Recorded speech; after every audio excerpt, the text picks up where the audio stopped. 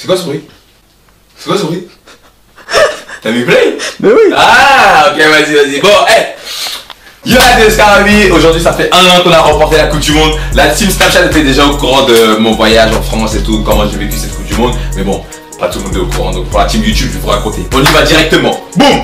Alors la Coupe du Monde, je passe tout mon été chez moi à regarder la Coupe du Monde, chaque match. Je vois l'Allemagne se faire éliminer, je vois le Japon, je vois la Corée, je vois que des matchs de fou, la Suède, que des matchs incroyables. Et bien sûr les matchs de l'équipe de France. Et je suis les matchs de l'équipe de France avec un peu de réticence parce que je me dis, il n'y a pas Benzema. Attends, s'il n'y a pas Benzema, on peut aller nulle part. Et Giroud, les stades de Giroud. Mais non, on peut en parler un an après. Les stades de Giroud, elles étaient tellement incroyables. Et je me suis dit, mais gros, c'est pas possible, qu'est-ce qu'on va faire dans cette Coupe du Monde? Donc à chaque fois, j'étais sceptique. Donc on finit par se qualifier avec un dernier match catastrophique 0-0. On arrive, boum, phase finale. Il y a eu France-Argentine. Et France-Argentine, moi j'étais là, mais wow, il nous faut Benzema. Tout ce qui avait dans ma tête c'était il nous faut Benzema. Donc je me rappelle, on mène ou un truc dans le genre. Et il y a une remontée avec Di Maria qui met une frappe de fou. Et à ce moment-là, je me dis, wow, ça fait comme le PSG, remontada. Compact. Là, oui. Ouais, c'est passé dans le centre. Lucas. Allez, second poteau Pavard. Benjamin Pavard. Oh la dinguerie. Et Pavard il la met et tout. Et je suis là, wow, truc de fou. Et on finit par se qualifier avec Mbappé qui court comme un malade et tout, nana. Mais j'étais là, je voyais Kanté qui applaudissait et tout. Je disais, mince, on va peut-être aller au bout. Donc vas-y. Demi-finale, je me rappelle, j'avais regardé YouTube Space London face à l'Uruguay, c'était carré, c'était la demi-finale l'Uruguay. Non, c'était la Belgique, ouais, je suis bête. Quart de finale Uruguay, on a gagné normal, 1-0 tranquille. Puis la demi-finale. Alors là, à partir de la demi-finale, c'est là que, la Coupe du Monde. Cette demi-finale, j'ai regardé à Londres. Le match était vraiment tendu. Le match était tendu. Je me rappelle, Giroud, il avait raté l'action. On était parti au Zoo Bar, un bar à London. Franchement, un bar français, il y avait que des Françaises là-bas. Giroud, il a raté l'action. Encore une fois, je pensais à. Et encore Benzema, ouais, l'Algérie vient de se qualifier pour la finale. Benzema, je me dis, mais mec, c'est un truc de fou. Parce que celui qui, pour moi, à mes yeux, celui qui gagnait ce match, il gagnait la Coupe du Monde. C'était sûr. C'était sûr et certain. Donc, qu'est-ce qui se passe? Je me rappelle, il y a ce corner. Il y a un blanc là-bas. Genre, personne pas. On regarde seulement. Et je vois, il y a le. Comment dire? Il y a la tête de Umtiti qui rentre dans les cages. Et je regarde juste celui-là. Il y a tout le monde autour de moi. Je me rappelle très bien. Il y a tout le monde autour de moi qui sont là. Wow, moi, je suis là. Je suis comme ça. Je regarde, je suis là. Et j'arrivais pas à réaliser ce qui venait de se passer. Et quand est-ce que j'ai réalisé? C'est après le coup de sifflet final. Tous les gens qui étaient dans le bar, on est sortis. Nous sommes tous sortis. On a formé un espèce de cortège en direction de Piccadilly Circus. Piccadilly Circus, si vous voulez, c'est le Times Square de Londres. Mais bon, si je vous dis ça, vous attendez un truc de ouf. Non, en fait, c'est un truc tout pété. Oh, parle de Piccadilly. Dédicace à Faisal. Ouais, si, la cité. T'as fait tes petits jambes et tout. Des trucs que tu fais, il a pris ta tête, ça. Ouais, si, c'était. Bref, revenons à nos boutons. Il y a une énorme place. Juste une place énorme. La place est remplie de Français. C'est là qu'on réalise que vraiment Piccadilly, c'est à 2 heures. C'est vraiment de Londres, c'est à 2 heures de Paris. C'est incroyable. La place, elle est remplie. Et on était tous en communion. Tous en union parce que on n'était pas en France. On n'était pas en France, mais on s'est quand même tous retrouvés autour de ce sport, autour de ces joueurs sur le terrain, autour de cet événement, cette qualification pour la finale. On s'est tous retrouvés à Piccadilly et on chantait tous la Marseillaise tous ensemble. On chantait toutes les chansons débiles de Kanté, de Pavard. C'était juste incroyable de se retrouver sur le territoire anglais, mais se retrouver comme dans une commune française. C'était fou, c'était juste fou.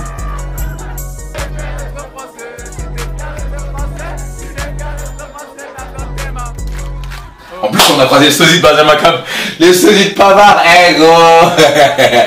Le sosie de Pavard, le sosie de Pavard, j'ai jamais vu un type avec dingue. En tout cas, après que ce match soit passé, la décision a été commune pour la plupart des gens sur place. Ah, la finale est dans combien de temps? 4 jours? 3 jours? Oh, moi je vais à Paris direct. On a tous pris notre truc pour Paris. Alors les prix pour aller à Paris, ils ont fait. Mais laisse tomber, je suis quand même allé. Là pour aller à la finale, il faut faire des sacrifices. Je suis parti et boum, j'arrive sur Paris et c'est incroyable. Là je suis là et je me rends compte que en arrivant sur Paris, c'était. Franchement, c'était le bazar. Ah, c'était le bazar. Tout le monde dans tous les sens avait des drapeaux français, des vieux, des jeunes, des enfants, tout ce que tu veux, en train de chanter, crier, faire du bruit avec des cordes de partout. C'était juste exceptionnel. C'était une ambiance, genre une cohésion indescriptible parce que de base, avec tous les événements qui sont passés en France, avec tous les événements qui sont passés à Paris, voir des drapeaux français dehors, voir des gens qui sont dehors, c'était juste pour des commémorations, pour des trucs tristes. Alors que là c'est juste la joie représentée par le bleu, blanc, rouge, la joie exprimée librement, sans peur, l'amour, c'était juste exceptionnel. Et ça encore, c'était avant la finale. Donc le match arrive, la Marseillaise, c'est une Marseillaise qu'on a chantée avec puissance, avec cœur, incroyable. J'étais avec un groupe d'amis dans un bar, incroyable. Et boum, là il y a le premier but. Alors là le premier but, on devient fou. Mais on dit on se calme. Boum, égalisation de la Croatie. Je dis je vous avais dit, il faut se calmer.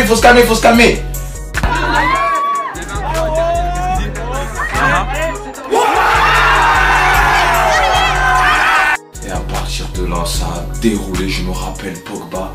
Alors je sais combien tient une but Pogba, Pogba qui tire, boum, la balle elle est contrée. Tout fait. Il la reprend à nouveau, il surprend tout le monde, alors là gros. Je suis pas resté tranquille. J'ai pas été tranquille du début jusqu'à la fin de ce match. Quand l'arbitre a sifflé, je pense qu'on avait combien de buts d'écart, je sais plus. Loris il avait fait une dinguerie. Non, Loris c'est mon gars. L'arbitre il siffle. Et là, il y a tout qui vient. Toutes les émotions, tout. En fait, comment dire, l'équipe de France, on a eu plein. On a ressenti. On a vécu plein de choses avec cette équipe de France, tu vois. Depuis la victoire 98. C'est 2002, chaud. 2006, ça commentaire. 2010, c'est tout ce qui s'est passé avec cette affaire tout plus là. 2014, on a avec un c'est dommage avec la frappe de Benzema, encore une fois, je parle de toi. La frappe de Benzema qui se fait arrêter comme ça d'une main, meilleur, on est rentré chez nous comme ça. Fini. Et là 2018, enfin, c'était clair que cette Coupe du Monde a été pour nous. Et c'est pour ça que j'ai fait tous ces sacrifices pour pouvoir vivre ce moment. Et je regrette pas d'avoir vécu ce moment parce qu'après, la cohésion dans la rue, avec mes amis, dans les bars, partout.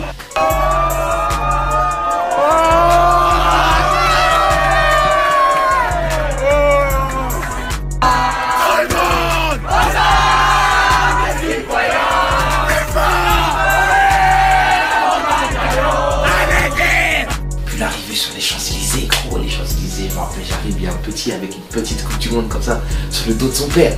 Je me dis, waouh! Ouais, mon petit, champion comme ça, avec un petit coucher du soleil. C'est toi la star, mon minot. C'est toi la star. C'est toi la star. Tout le monde avec des petits drapeaux français, avec leur flocage personnalisé. Des clappings, des Marseillaises, des gens sur les abribus, des gens dans les arbres. Des femmes. Et on est tous ensemble. Bras dessous, main dans la main, on chante ensemble. On célèbre vraiment cette fête. C'était une fête, c'était une grande joie, c'était magnifique. Et franchement, je remercie juste. Ouais, Deschamps, ça, Deschamps. Didier, non, franchement, Didier, mais merci Didier. Faut te dire, merci Didier, merci, t'as fait les choses bien. Mais quand je pense à cet été, je pense que c'est l'un des meilleurs étés que j'ai vécu de ma vie. Et ouais, allez les bleus quoi. Merci, allez les bleus. Le soir, le soir, ouais, parce que je suis allé sur les champs, tu vois. Mais je suis resté quand même plus longtemps à Paris parce que, j'étais sur les champs, on marchait et tout, et je me suis fait gazer, donc allez hop. Allez hop, c'est bien tout ça, on est champion du monde, mais moi j'aime bien respirer aussi, allez hop. Je suis sorti de la route. Et on est allé j'ai oublié cet endroit, j'ai oublié comment ça s'appelle. On était dans un jardin que je devrais savoir parce que ça fait partie de la culture, mais bref, on s'est posé et toute la nuit ça a été un tapage. Des klaxons, des gens qui courent, qui crient, ouais, des gens, il n'y avait plus d'alcool dans Paris, moi je vois pas, il n'y avait plus d'alcool dans Paris, donc tu voyais plein de gens qui étaient là, ouais, Heineken, de Heineken, 15 €, les gens ils achetaient quand même et tout. J'étais là, oh, mais qu'est-ce que je fais? C'est moi qui ai le chômage, c'est moi qui ai le chômage de Eh ben oui. Et cette nuit-là, je me rappelle, on s'est posé dans le parc et on était juste en train de contempler ce moment. Et je me suis rappelé, je me suis dit, il faut que j'imprègne chaque détail de cette journée, de cette soirée. Surtout que j'ai fait un trajet de Londres jusqu'à Paris. Et je l'ai pas fait en Eurostar. Je l'ai pas fait en Eurostar, j'ai pris le bus et tout, j'ai galéré et tout, nanana. Et je crois que c'est 9h de bus pour arriver. Et oh, ce jour-là en plus, j'ai le pavard de Piccadilly. Je l'ai croisé sur Paris, comme par hasard. Franchement, quand je vous dis que dans la vie, le monde il est petit. Et le hasard, des fois, c'est un truc de ouf. C'est juste un truc de fou. Et ces soirées, je me rappelle, j'ai fait un snap, je me suis dit, waouh, c'est incroyable, regardez ce monde. Regardez ce monde. Des gens libres, des gens heureux et ressoudés grâce à un sport. Et c'est le plus beau sport du monde. Pour moi, il n'y a pas plus beau sport que le football, parce qu'il n'y a que le football qui peut faire sentir l'être humain ce genre de réaction, que ce soit dans le positif ou dans le négatif, enfin dans le positif ou le négatif, que ce soit dans la tristesse ou la joie, il n'y a que avec le football où cette cohésion peut arriver. Et cette soirée, je me rappelle, j'étais posé avec mes amis et j'étais là, je me suis dit, waouh, c'est une histoire qu'on va raconter jusqu'à la fin de notre vie. Je pourrais leur dire, quand j'avais gagné en 2018 notre deuxième Coupe du Monde sur 7, parce qu'on va la gagner 7 fois, je vous le dis. J'arrive moi, moi je vais signer en Auxerre, vous allez voir. Vous allez voir des highlights. Non, sérieusement, cette Coupe du Monde, cette finale à Paris, je regrette pas d'avoir 59. C'est la dernière minute. fait le voyage. Je regrette pas d'avoir fait le voyage. Dimanche historique. C'est un truc qui se vit une fois dans une vie.